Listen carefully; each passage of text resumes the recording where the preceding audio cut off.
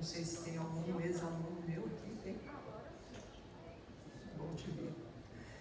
E orientei mestrado, doutorado, pós-doutorado, então eu tenho uma carreira acadêmica que permite dizer hoje para vocês que eu não tenho conflito de interesse, porque toda a minha apresentação é baseada em evidência científica dos meus próprios produtos e de colegas acadêmicos.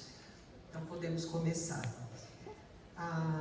O meu racional teve como ordenação uma introdução, conceitos, tendências, alguns estudos epidemiológicos nacionais e internacionais, falarmos sobre o assunto, e reflexões e considerações finais. Essa nutrição que a gente conhece como ciência, que vocês veem conceituada em vários lugares e aprendem e ouvem falar desde sempre, eu considero hoje, e tenho colocado isso nas apresentações, como um universo de onde conseguimos tudo o que a gente precisa, tanto os macro como os micronutrientes, os alimentos e os compostos bioativos. Então, essa nutrição, que vai estar no slide próximo, onde eu ilustro de uma forma bastante compreensível, nos leva a pensar na dieta saudável, não dieta no sentido da palavra restritiva, porque a maioria das pessoas até usa, eu estou de dieta, ou seja, está restringindo o alimento. E eu uso dieta no sentido amplo da palavra, da sua origem grega, que é maneira de viver. Então, todo o ordenamento de alimentos, bebidas, como consumir, em quais horários, em qual frequência, para mim é uma dieta. Então, essa colocação da dieta dentro do universo da nutrição é interessante, porque algumas pessoas se baseiam só no nutriente, outras só no alimento, outras só no comportamental disso tudo, e aí nós temos várias direções a tomar no momento de decidir.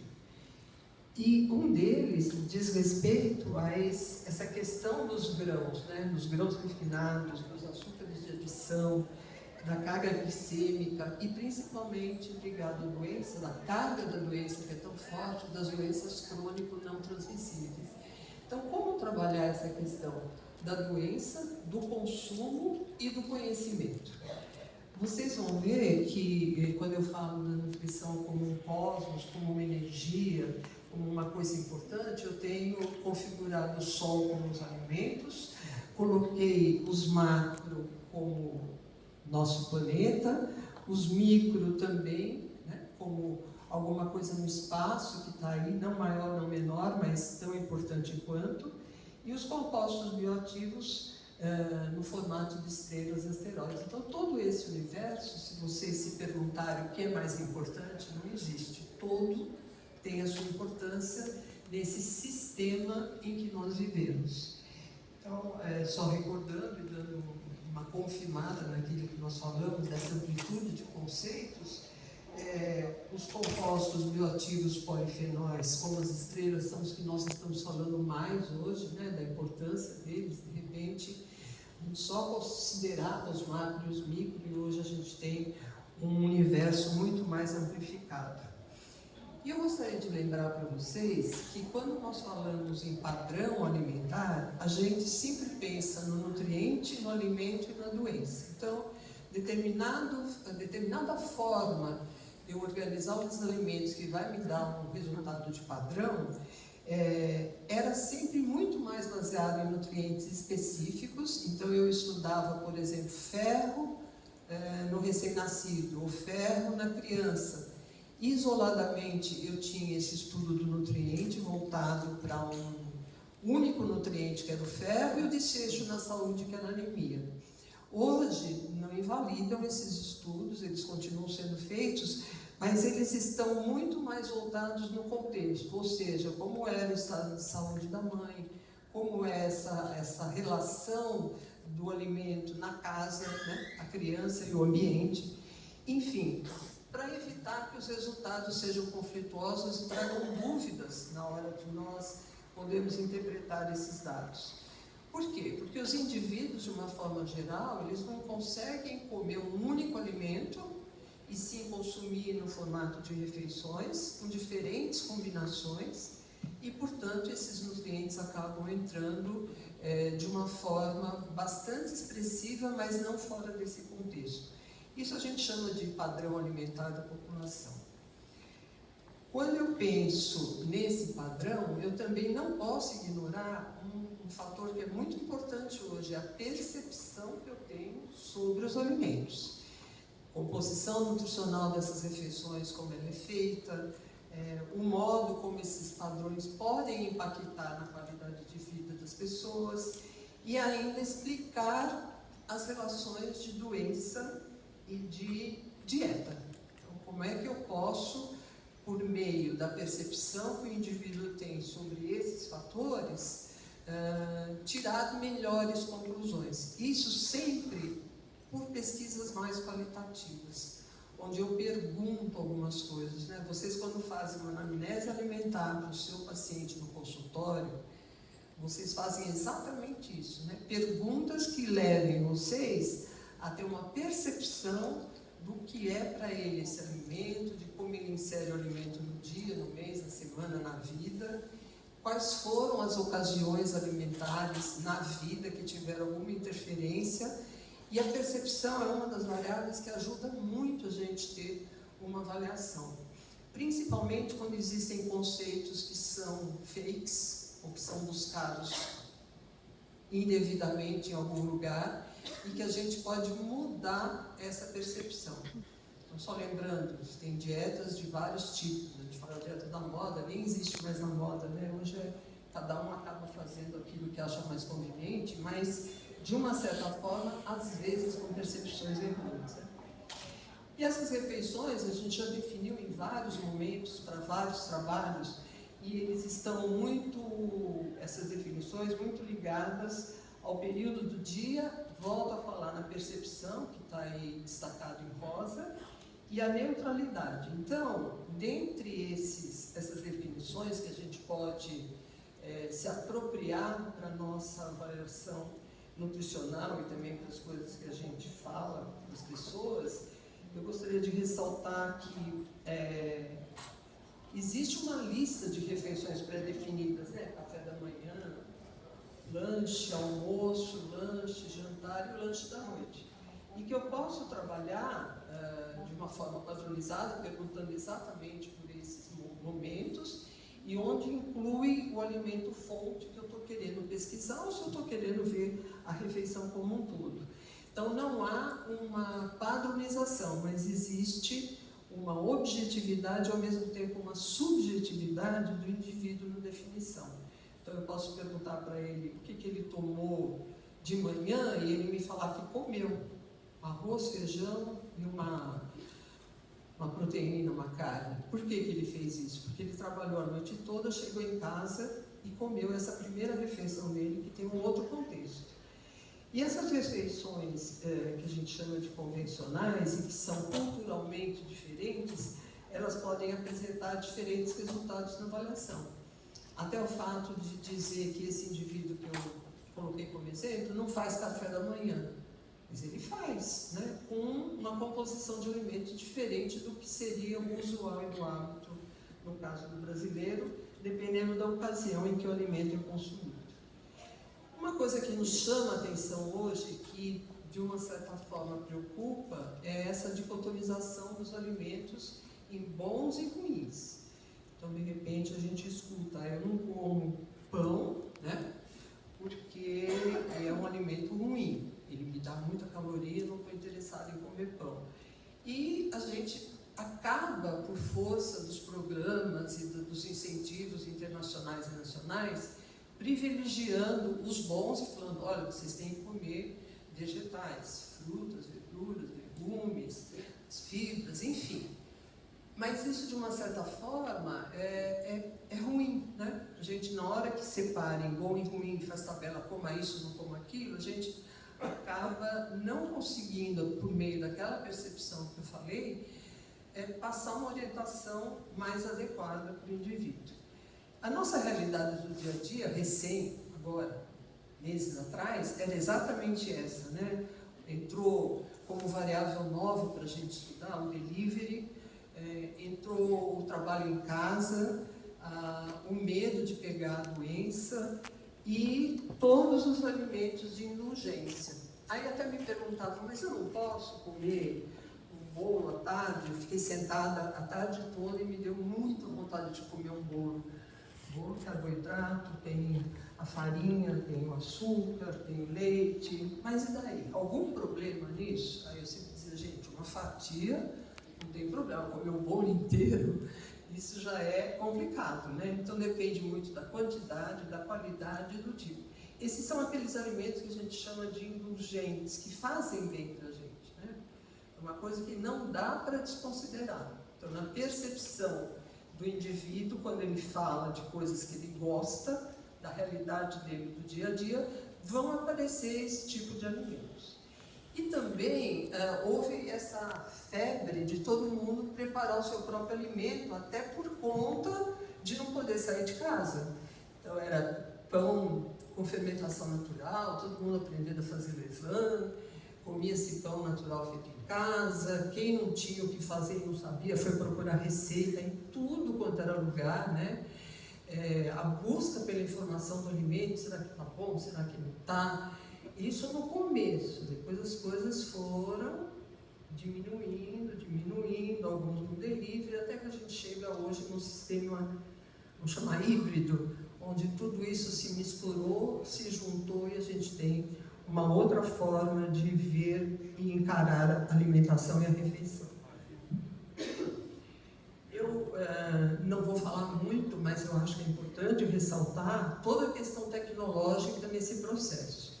Então, as pessoas aprenderam e se acostumaram a usar a tecnologia para consulta dos alimentos, das refeições, dos ingredientes e de onde comprar e de onde buscar esses alimentos. E, principalmente, passaram a fazer as suas atividades indoor, né? Quer dizer, dentro de casa. Eu tenho vários vídeos de internet de sofá e cadeira que vocês não imaginam. Não sei se alguém busca isso de vez em quando, mas as pessoas de um sofá fazem todos os abdominais, os alongamentos, perfeitamente possível. E como essa orientação nossa de nutrição, nutrientes, alimentos e refeição não passam sem a ênfase na atividade física, eu acho importante a gente colocar que ela é indispensável. Eu não acredito em nenhuma dieta restritiva que não venha acompanhada de uma atividade física e vice-versa. Eu acho que sempre tem que haver o estímulo do músculo, né? O músculo da boca, o músculo do estômago, enfim, a gente mastiga, a gente come, a gente tem músculo no coração, todos esses músculos têm que ser exercitados.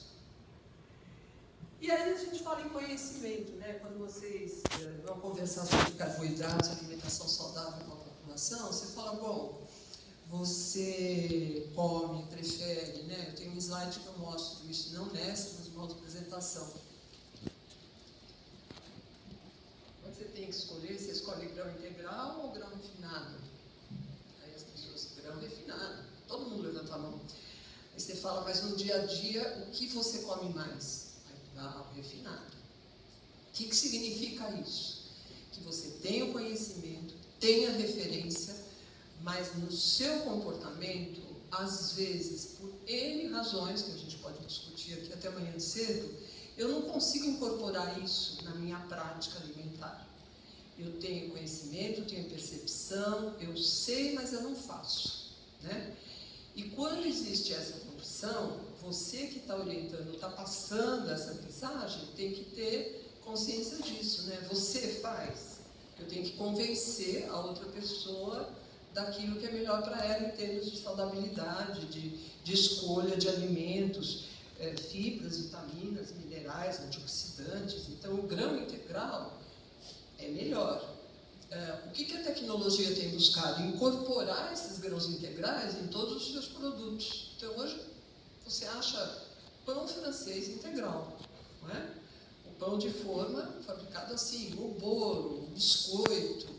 Nossa, acho que toda a gama de alimentos tecnológicos, ele pode ser, de uma certa forma, incorporado desses conhecimentos. E os grãos refinados? Tem as suas limitações, mas também ele tem como constituinte os carboidratos, as proteínas e a energia.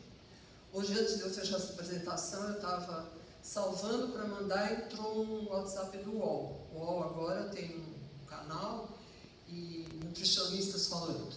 E aí a pergunta era bem essa mesmo. Se vocês quisessem, podem até entrar para ver. O que você prefere, arroz branco ou arroz integral? E aí você come branco com culpa ou sem culpa? Eu como branco quando eu não tenho integral, sem culpa nenhuma. É o arroz que tem ali na hora e no momento. Então, toda essa discussão vem trazendo para as pessoas e para os consumidores muita dúvida, né? A gente acaba levando conhecimento, mas também trazendo como conhecimento coisas que podem levar a um excesso ou a uma carência. Essas recomendações de carboidrato, elas são estabelecidas cientificamente. Nós não inventamos nada, né? Eu tenho isso em todos os meus cálculos.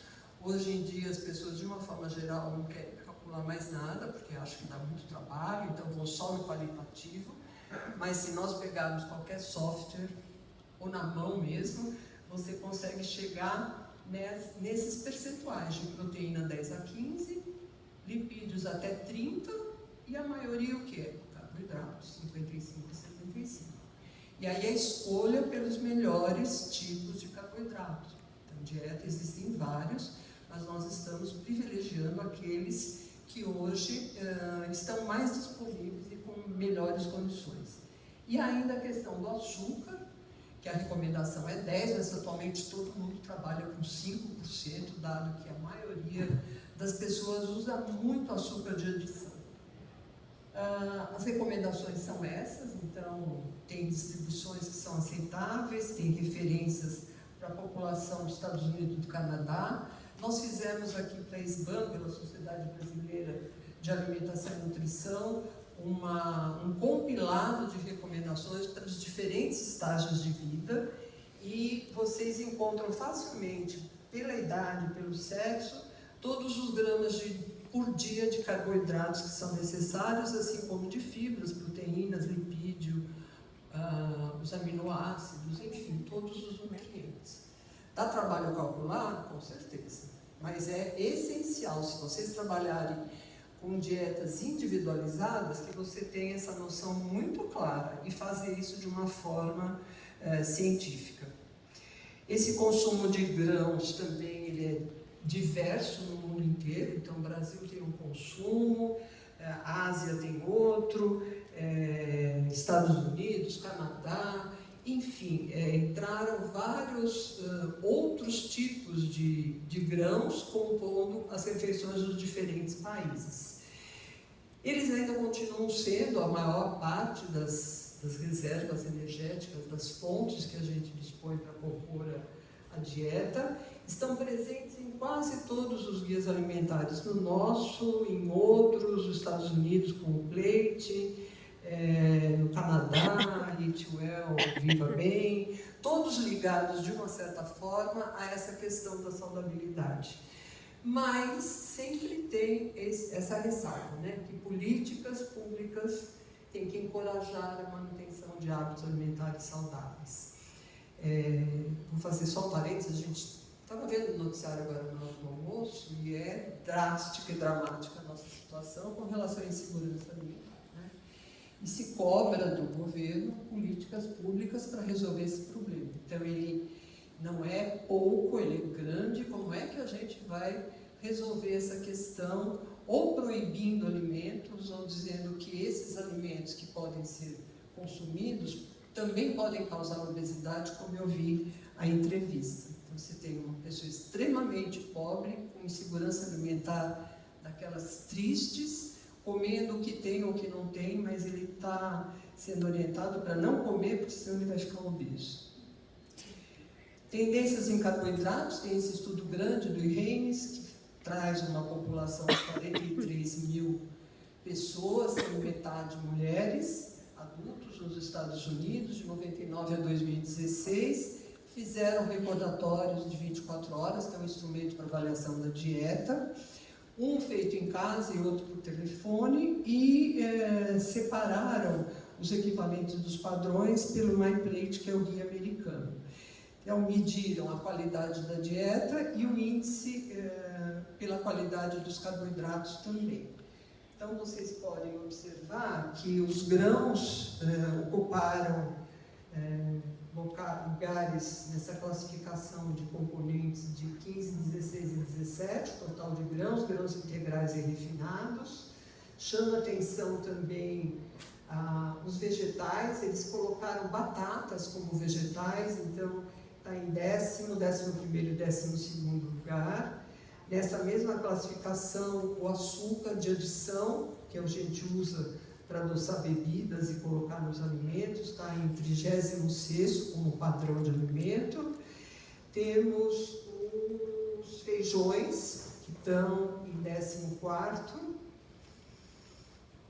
E, aqui para terminar, também os feijões computados como alimentos fontes de proteína. Então, são estudos que mostram ainda, como nos primeiros lugares, aqueles que a gente vem incentivando nesses últimos anos, né? As frutas, o suco de fruta, os vegetais, principalmente os verdes escuros, que têm maior quantidade de minerais e vitaminas, tomates e outros vegetais amarelados.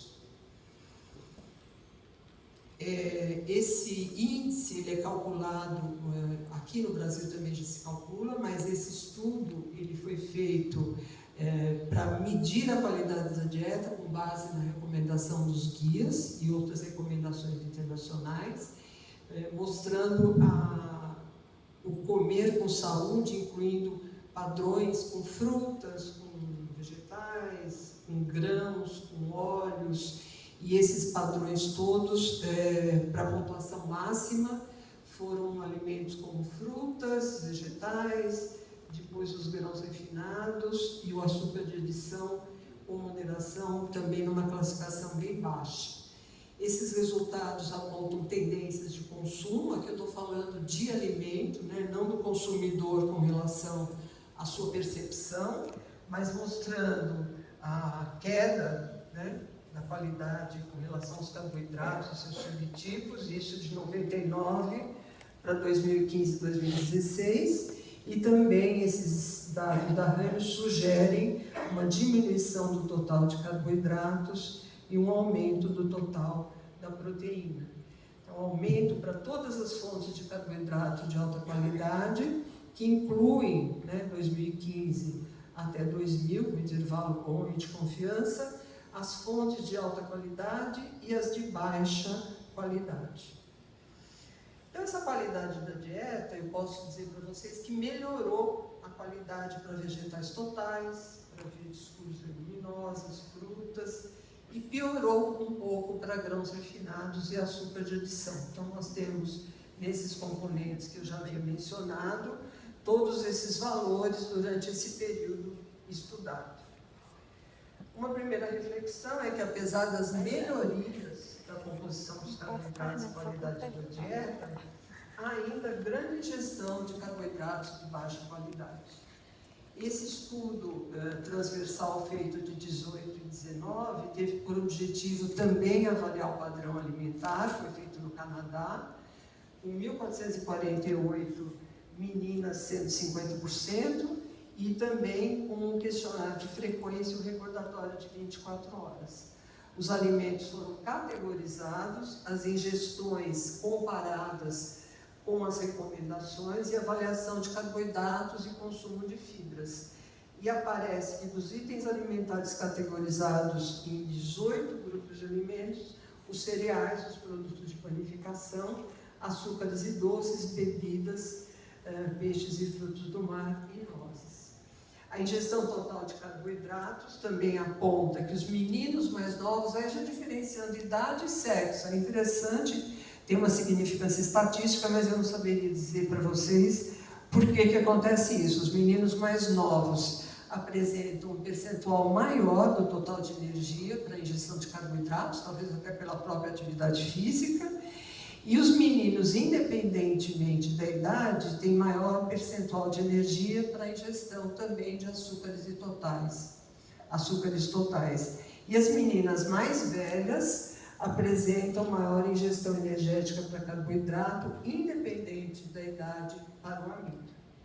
As fibras, os meninos têm uma ingestão maior de adequação para fibras, em comparação com as meninas, independentemente da idade.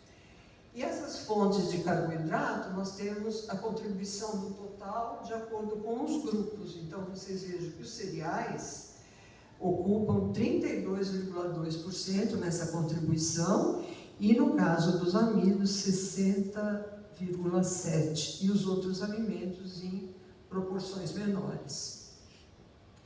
De açúcares totais e fibras, acontece a mesma coisa. Nós temos o leite e as frutas, lembrando que elas também são fontes de carboidratos, e a contribuição total de fibras com frutas, cereais, vegetais, e os pães e produtos de panificação com uma contribuição de 7,7% quando se fala em fibras.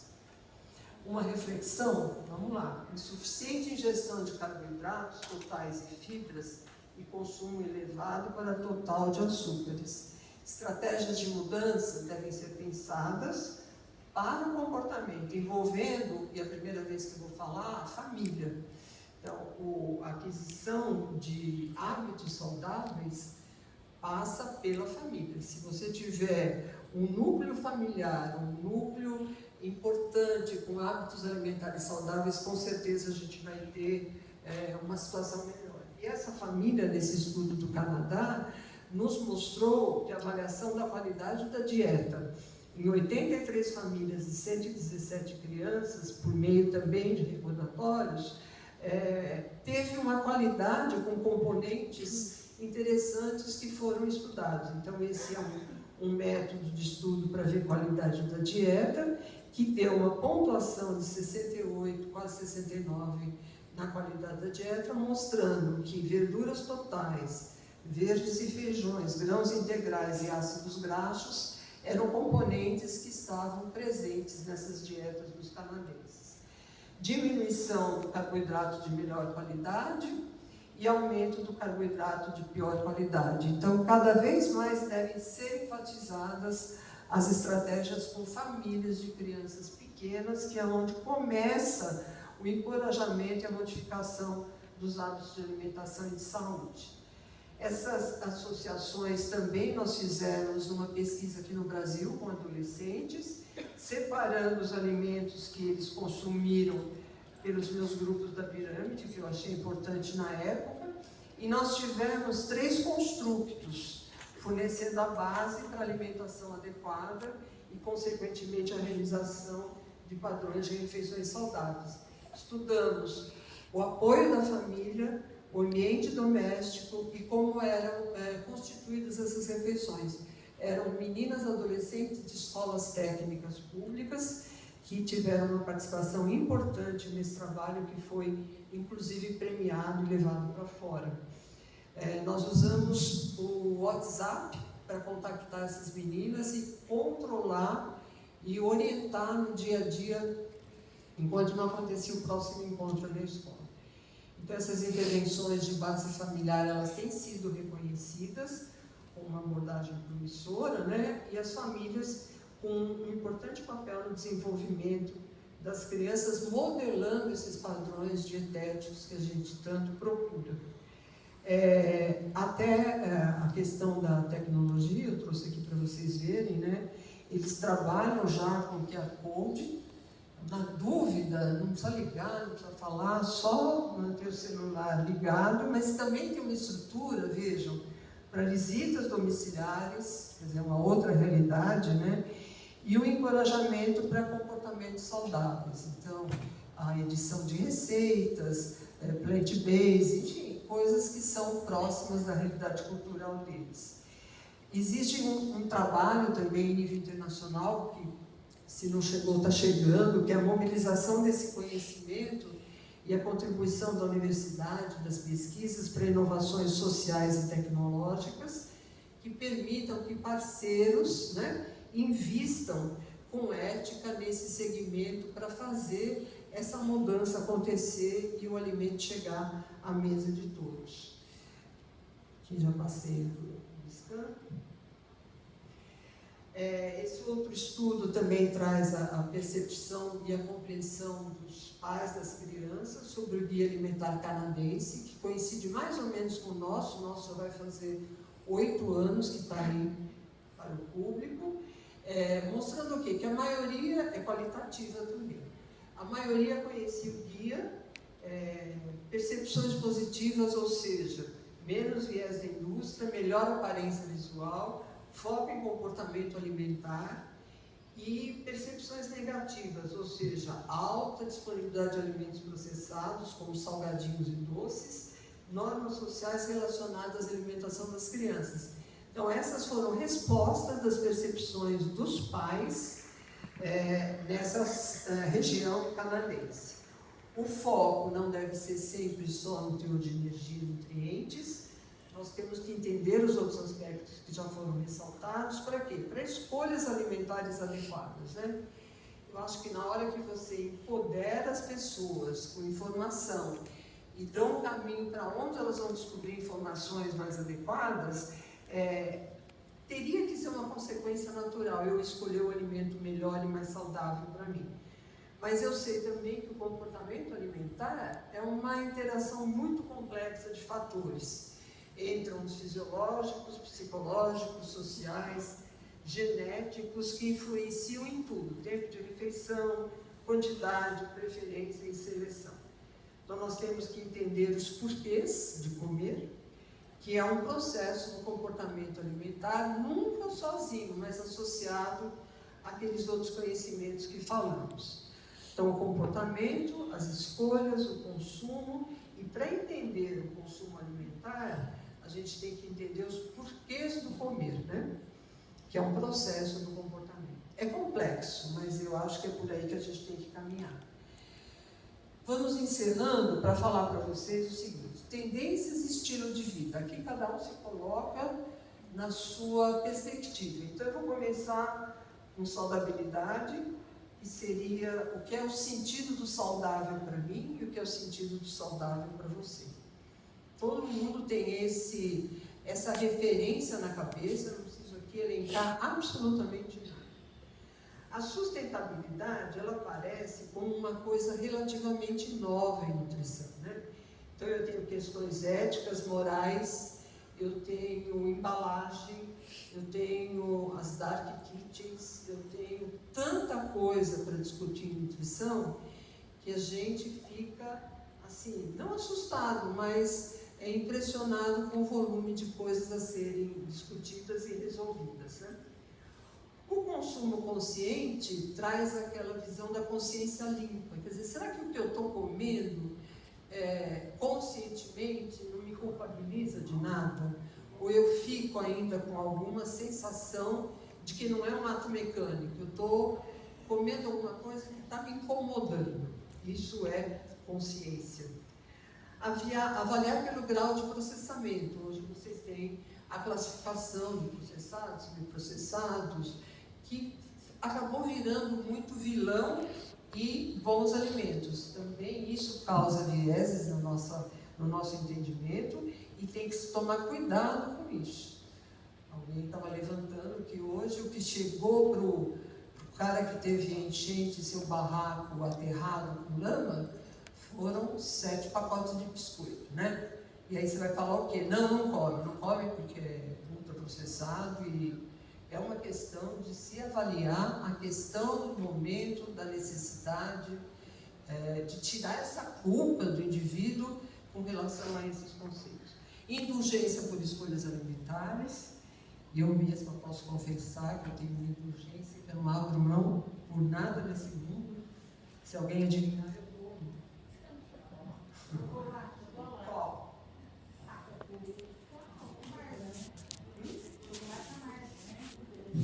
Não.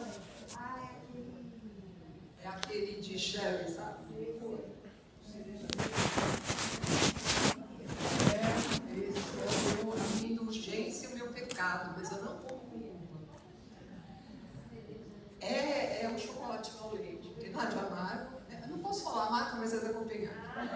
Aí dentro tem um licorzinho e tem uma cereja.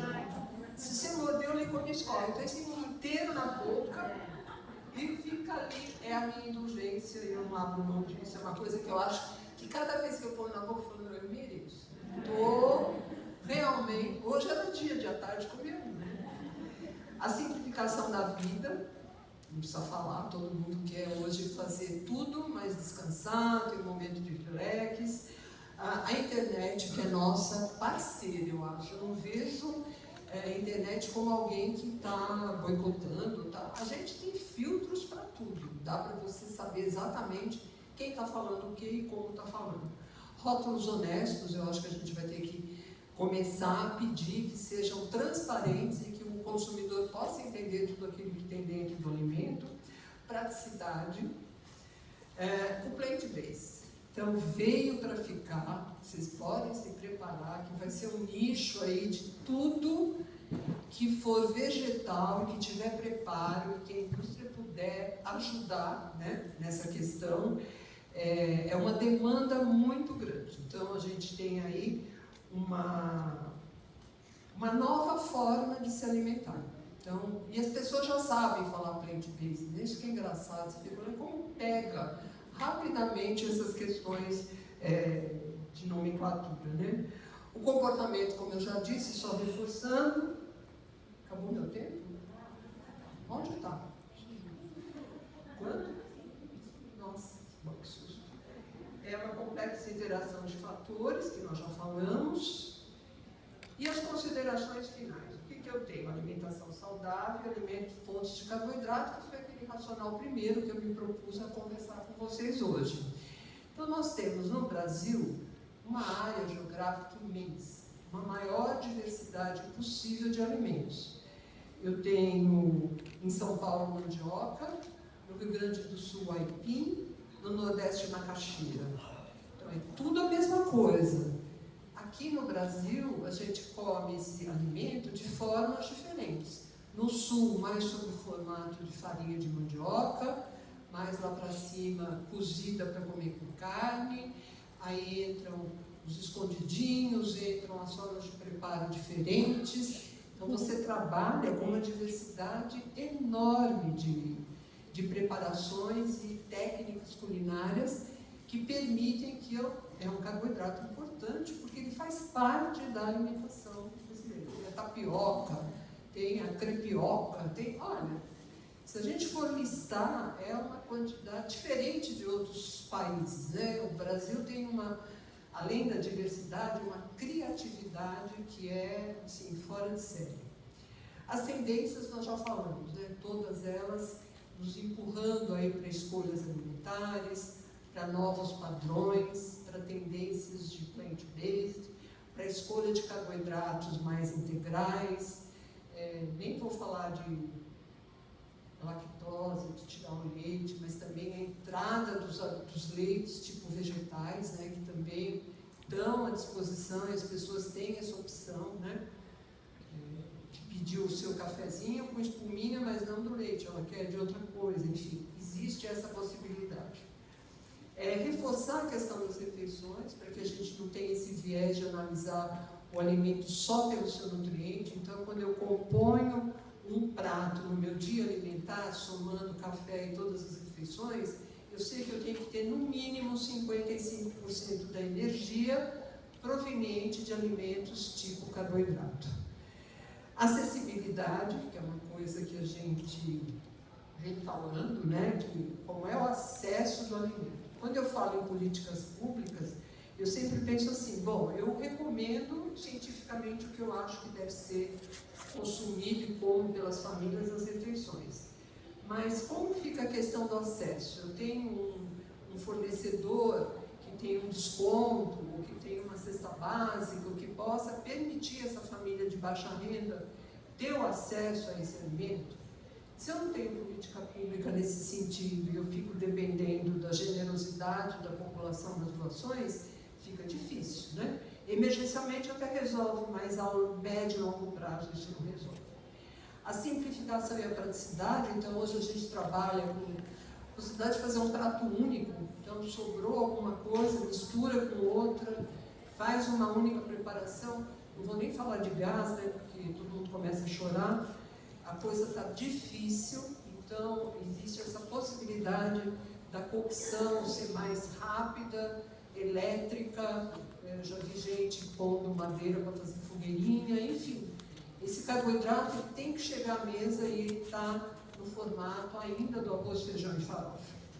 Alimentos naturais, que são os preconizados, né? Então frutas, legumes, verduras, mas dentro dessa safra e com essa crise que não é só brasileira, é mundial, fica também difícil a gente incentivar. E volta, eu tenho referência, eu empoderei, mas na prática não é bem isso que acontece. E o consumo consciente, assim, para consumir aquilo que é possível, na data que é possível, na hora que é possível, mas sem culpabilizar, porque realmente a situação é difícil, né? Bom, tá aí meu e-mail para quem precisar se comunicar comigo de alguma forma. Eu agradeço novamente a possibilidade da BIMAP me colocar aqui com vocês, numa tarde fria de São Paulo, nesse evento do Ganepal que retoma, graças a Deus, né? E a gente está aqui à disposição para perguntas,